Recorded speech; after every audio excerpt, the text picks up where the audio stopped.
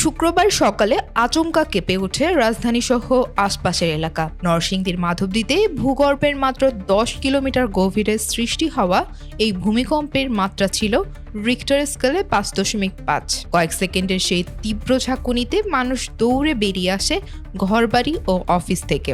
আতঙ্ক ছড়িয়ে পড়ে পুরো শহরে। এটিকে সাম্প্রতিক সময়ের সবচেয়ে শক্তিশালী ভূমিকম্প হিসেবে আখ্যায়িত করেছে আবহাওয়া বিভাগ। এর ফলে 10 জনের মৃত্যুর খবরও জানা গেছে। এরপর শনিবার সকালে নরসিংদীর পলাশ উপজেলায় 3.3 মাত্রার আরেকটি ভূমিকম্প অনুভূত হয়। সেদিন সন্ধ্যায় মাত্র 1 সেকেন্ডের ব্যবধানে দুটি কম্পন ঘটে।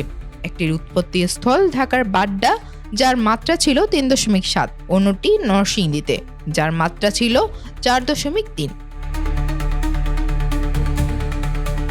এই ধারাবাহিক ভূমিকম্প নিয়ে বিশেষজ্ঞদের মত ভিন্ন।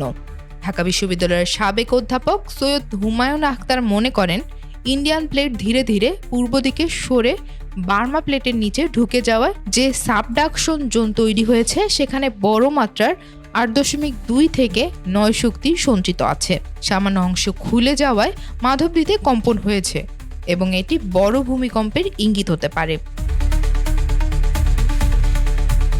মূল ভূমিকম্পের পরে ছোট ছোট কম্পন স্বাভাবিক অ্যাডজাস্টমেন্টের প্রক্রিয়া। যেহেতু পরবর্তী 3টি ভূকম্পনের মাত্রা কমেছে, তাই একই উৎস থেকে বড় কম্পনের ঝুঁকি আপাতত কম।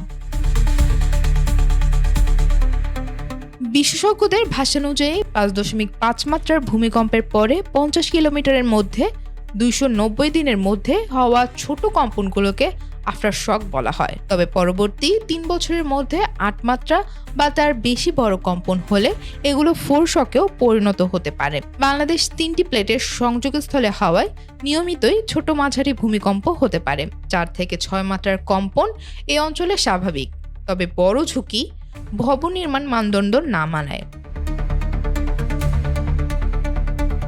সব বিশেষজ্ঞই একমত, ভূমিকম্প হবে, কিন্তু আতঙ্ক নয়, সচেতনতা ও প্রস্তুতি সবচেয়ে জরুরি।